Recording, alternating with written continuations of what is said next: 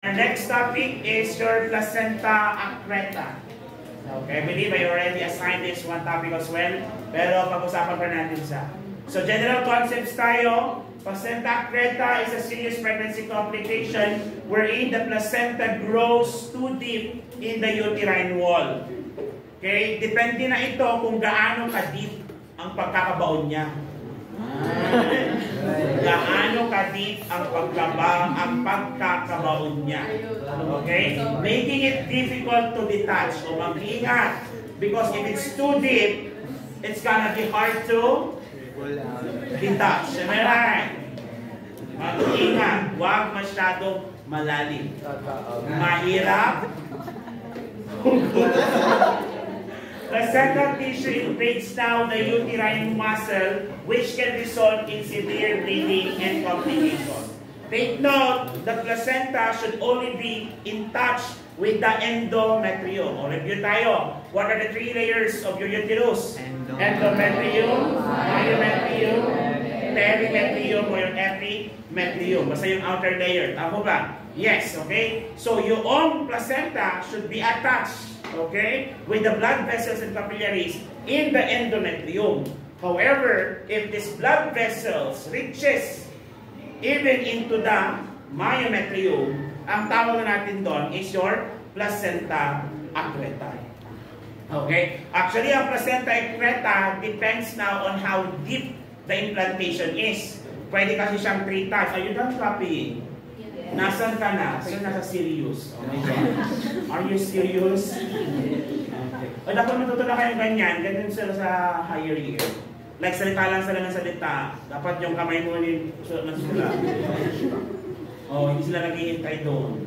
Kailangan nyo rin siya catch up. So you have to raise. Kung gusto mong mag-record ng boses nila, pwede na may paalam mo, o kung ayaw may paalam, itago mo na maigi. Okay? Mas maganda. Basta wag mo kasi i-share. Ikaw kasi, sineran ka na kasi ng PowerPoint, in-upload mo pa sa nursing cream para makakuha ng document for your assignment. Gawain niya yan eh. Lalo na ng pandemic. Ang dami kong slides na punta sa kung saan website. Kung sana pag tinanggal yung pangalan ko, tinanggal yung tatak ng UB, nandun lahat, naka-present. Alam mo, may pagkatukmul talaga minsan ay. Okay? So, general concepts natin, again, placenta goes too deeply into the uterine wall that invades now the uterine muscle. It is either of the following. Okay? Ito yung mga types natin. It can be placenta accreta, which is the one that we are discussing now. Placenta accreta into the uterine wall but does not penetrate the muscle. Ibig sabihin, okay, before it reaches the muscle. So, dapat kasi yung talagang top layer lang ng endometrium. Ito, sinakop niya yung buong thickness ng endometrium but did not reach the muscle. Okay? Kapag umabot sa muscle ang implantation, ang tawag naman natin dyan ay lobat. Placenta accreta.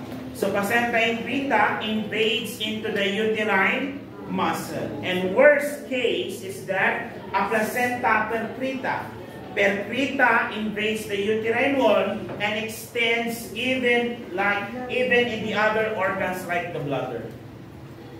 Sinama niya na. Siguro nakulangan siya sa blood vessel ng uterus, pati yung blood vessel ng bladder gusto niya na, o baka gusto niya makatikim ng ihi, gano'n. Okay? So that is the 3 types of your placenta. Okay? Placenta accreta. So, for you to have a visual understanding of this is how it looks like, mga kapatid. Sample lang naman. Okay, description na. This is a normal placenta here, attached to the uterine wall, superficial layer. Placenta accreta reaches, okay?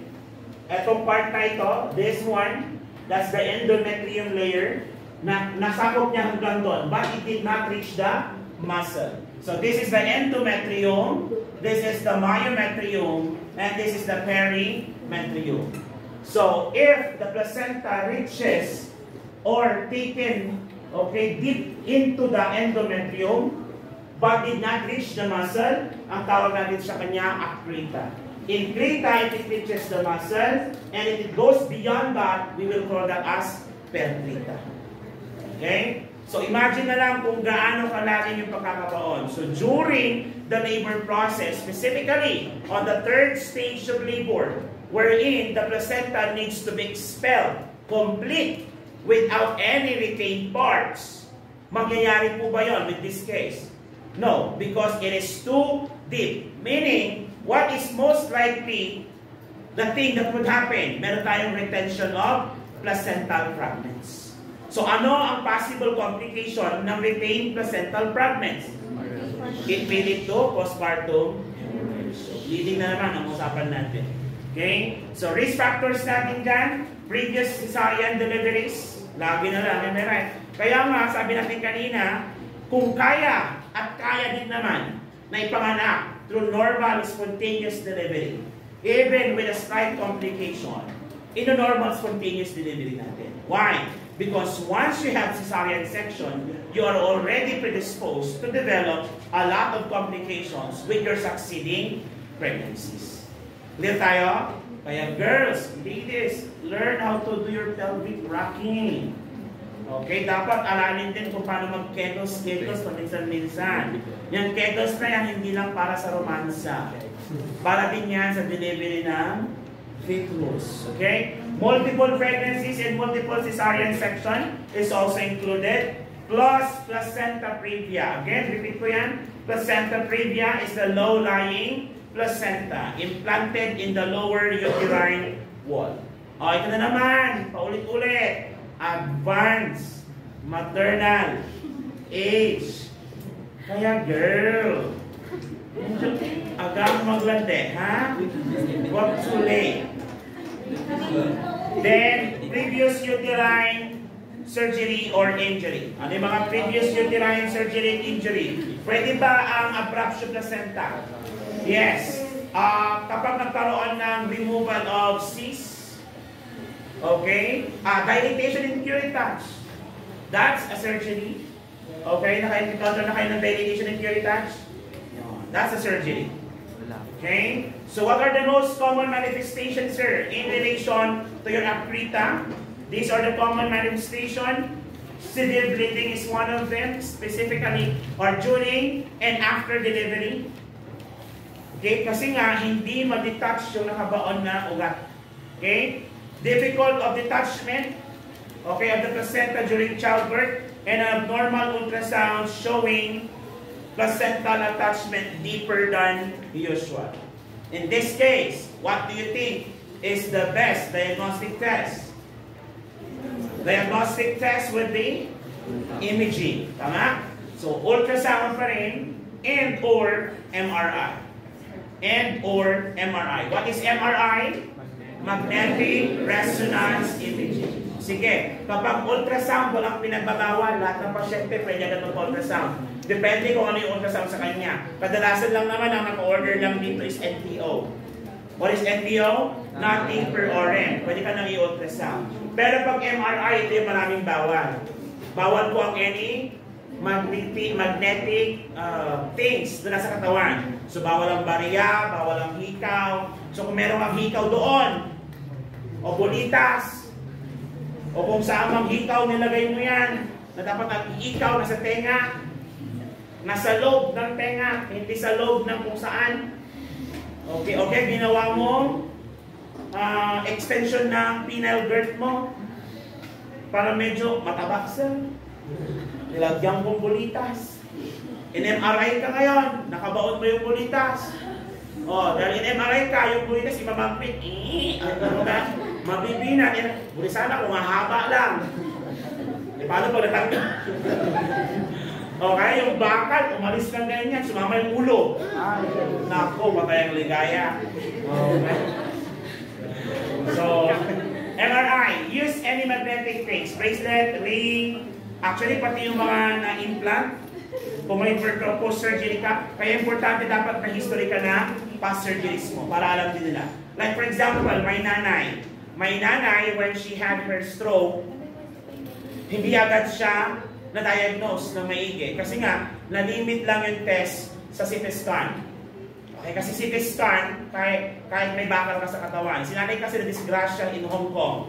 She has a complete hip replacement. May bakal siya sa katawan. So, technically, na may nanay isang android. Kasi may bakal sa katawan. Kaso nga lang, hindi namin ma-distinguish kung ang ginamit ba is titanium or just a simple stainless. Kasi kung titanium, hindi pala siya magnetic. Okay. Pero kapag stainless siya, magnetic. Kaya hindi tumuloy yung doctor sa MRI kasi nga, hindi namin ma-establish kung magnetic ba or non-magnetic yung bakal na ginamit. Baka naman, hindi, titanium yan. Baka sakali na lang sila. Mamaya sabi, sir, na-confirm na namin may stroke si nanay. Hindi na, magagamot na. May komplikasyon nga lang sir. Ano ba na yun? Natanggal yung paa. Sinamamili. Diba?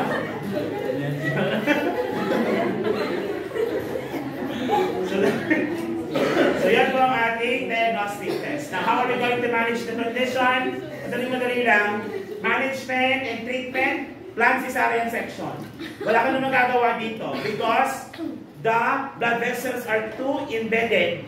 Hanggat hindi mo natatanggal yon, it will be considered by the body as a foreign object, as a foreign body, as a fragment. So meaning, uterus will continuously bleed until that part is removed. Ulit tayo? So, para maiwasan yon, cesarean na lang tayo para sure na lahat ng mga placenta na yon ay matanggal natin. Okay? Ngayon, in cases like for example, placenta percrita, sobrang baon, umabot sa bladder, wala tayong magagawa nun. Kasi pag tinanggal mo yung parts na yon, para mo na rin tinanggal yung parts noong uterus. Hindi naman pwede tanggalin na natin yung portion natin tapos itahin natin. Hindi pwedeng ganon. So ano gagawin natin? We will totally remove the entirety of the uterus. Hysterectomy and fallopian. So tatanggalin na ba yung fallopian tube and ovaries? If there is no need, hindi. Kadalasan tinatanggal lang together is fallopian tube and uterus. Pero iniiwan natin si ovaries. Why? Because ovaries has other functions. Yung hormonal balance ng katawan ng babae. Okay? So to end this, these are the placenta variations. Yan, bipotted bilobe. Ito yung bilobe. Yung bilobe na yan, pwede pa rin siyang tinatawag na succintoriata. Naroon yan. Yung additional lobe. Ayan, pwede pa rin siyang succintoriata. Circummarginate, villamentus, circumvallate, succintoriate, and your battledore placenta. So these are the types of placenta. As you can see, every after delivery, check agad ng doktor yan. Okay, and they will add it sa what? Diagnosis ng patient. So do you have any questions? Clarification? Actually, may 2 discussions pa tayo ng placenta-related conditions, but I will be parking that for the next. Okay? So thank you.